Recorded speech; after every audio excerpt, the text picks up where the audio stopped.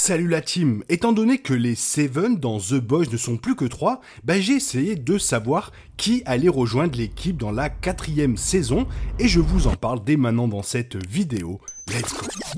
Déjà 1000, c'est incroyable, là on est 2000. C'est ouf, franchement c'est ouf. Merci énormément à tous ceux qui se sont abonnés et merci encore et bonne vidéo. Dès le début de la saison 3, Amazon a, sans surprise, renouvelé The Boys pour une 4e saison. La série est devenue un succès retentissant, certains fans criant même sur tous les toits qu'il s'agit de la meilleure adaptation de bande dessinée en live action et, est-ce qu'on peut les contredire? Je ne pense pas. Ce qui a rendu cette dernière saison si remarquable et passionnante à regarder, c'est l'ajout de Jensen Ackles en tant que Soldier Boy, le petit soldat. Il a servi à faire la comparaison avec Homelander et à ajouter une nouvelle énergie à une série déjà exaltante. Pendant que nous attendons des nouvelles pour la 4e saison, il y a beaucoup de spéculations et de théories à faire ou déjà en ligne. Notamment, il reste encore quelques personnages intéressants et importants des comics qui pourraient enfin rejoindre The Boys dans la 4e saison. Et surtout, cette fois-ci, on peut dire que la série en a besoin puisque les sets sont désormais 3 et pour garder la mainmise sur le marketing, il va falloir trouver rapidement des solutions et voici quelques idées. Et comme les sets ont maintenant désespérément besoin de nouveaux héros pour rejoindre les rangs, le super-héros le plus important des bandes dessinées et qui n'a pas encore eu droit à une apparition dans The Boys est Tek Knight, ou le Chevalier Tech en français. Il est une fusion d'Iron Man, Batman et Blue Beetle, et est membre de Payback dans les bandes dessinées, et comme il n'était pas présent dans les Payback pour la série, c'est que forcément les créateurs ont des idées spéciales pour ce personnage. Fait intéressant, comme ses inspirations, Tek Knight n'est pas réellement un super dans les comics, mais il s'appuie plutôt sur la technologie. Qu'il reste un humain normal ou qu'il reçoive des super pouvoirs, il est probable que Tek Knight figure enfin dans la saison 4. Il a été référencé dans la première saison, mais depuis, plus rien. Et pour te convaincre qu'il est un très bon choix, sache que Tek Knight est extrêmement pervers, s'engageant spontanément dans des relations sexuelles avec littéralement n'importe quoi ou n'importe qui. Du coup, cela le ferait s'intégrer assez bien dans l'univers de cette série. Et si Tek Knight arrive, alors Swingwing n'est peut-être pas loin derrière lui. Naturellement, il est basé en grande partie sur Nightwing, et bien qu'il ait commencé comme acolyte de Tek Knight, nommé Ladio, Swingwing s'est finalement lancé seul. Cela les a amenés à devenir rivaux avec Tek Knight. C'est un personnage relativement mineur et inexploré dans les bandes dessinées, donc The Boys pourrait vraiment faire beaucoup avec lui. L'équipe de Butcher n'est pas étrangère à la résolution de problèmes socio-politiques et Swingwing a le potentiel d'ajouter énormément à cela, car il soutient publiquement la communauté LGBTQ+, mais en fait, il est incroyablement homophobe. La triste vérité est que ce personnage a complètement sa place dans la série. Peut-être rejoint-il également les Seven avec Tek Knight, ce qui pourrait explorer leur relation et déterminer si elle était strictement professionnelle ou sexuelle. Au début de la saison 3, Butcher et les garçons fonctionnent en fait comme une équipe pour le département de Victoria Neumann, Huggy servant d'intermédiaire. Maintenant qu'ils savent qu'elle est la tête d'affiche et qu'elle est candidate à la vice-présidence, ils auront besoin d'un nouvel informateur. Cela pourrait redevenir Grace Mallory, mais comme la relation entre deux est maintenant un peu plus tendue, je pense que l'équipe devra faire appel à un autre contact pour les infos. Et Kessler peut remplir ce rôle. Butcher le surnomme Monkey depuis que Kessler a été attaqué par deux singes. Et ça, c'est juste un moment classique et hilarant de Butcher qui attend de se produire.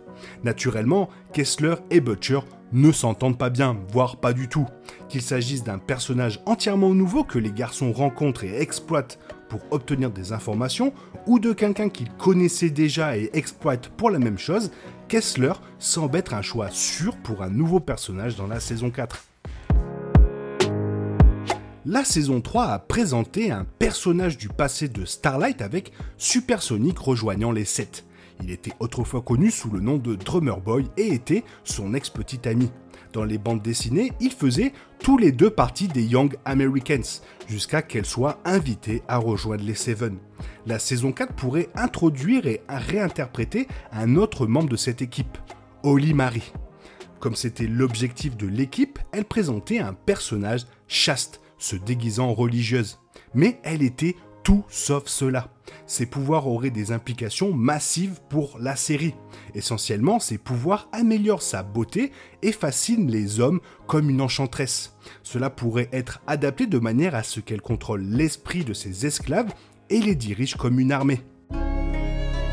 Starlight ayant démissionné, Queen Maeve ayant simulé sa mort et Supersonic et Black Noir assassinés par Homelander, il n'y a, comme vous le savez, que 3 membres actuels des 7. Par conséquent, Vought pourrait avoir besoin d'aller dans la réserve et de faire sortir un ancien membre de sa retraite. Avant que A-Train ne rejoigne et ne devienne le méchant le plus discret de la série, Mr. Marathon était le speedster de l'équipe.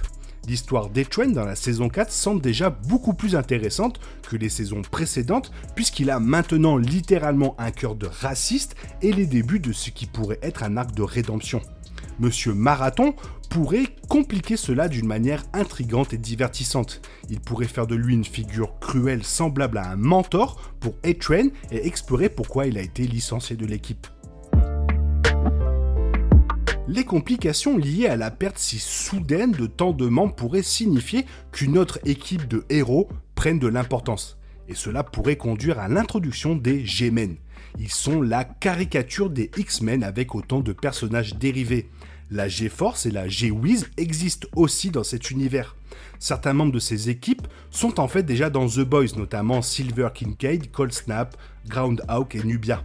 Les 2 premiers ont été présentés dans The Boys Presents Diabolical, qui, avec le nouveau héros Nubian Prince, était parmi les meilleurs personnages de la série. Les Boys pourraient certainement adapter l'équipe au contexte de la série et même créer de nouveaux super qui seront des parodies de différents mutants et personnages X-Men.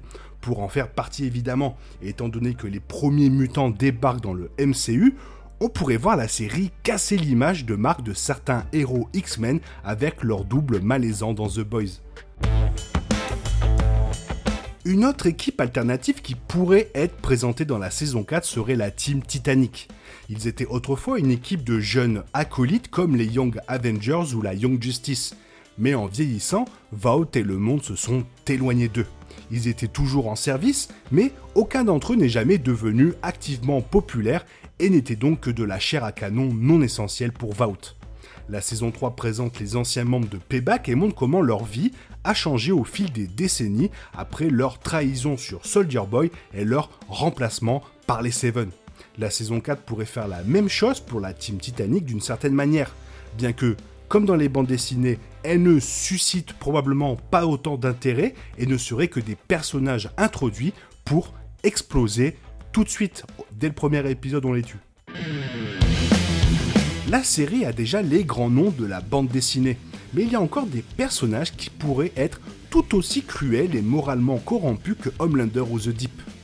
Ophaser est l'un d'entre eux, et ce serait quelqu'un que les fans apprécieraient probablement de voir mourir de la main des garçons. C'est un super-héros hautement religieux et classiquement maléfique, bien qu'il ne soit pas vraiment si puissant. Ce qui rend Ophaser si digne de dérision, c'est qu'il est un prédateur sexuel. Il pourrait être incorporé en tant que nouvel allié pour Homelander, maintenant qu'il est entré dans son effrayante ère de dictateur, capable d'assassiner des innocents en public et d'obtenir des cris d'adoration et des louanges pour cela. Ce serait le personnage parfait pour la 4e saison de The Boys.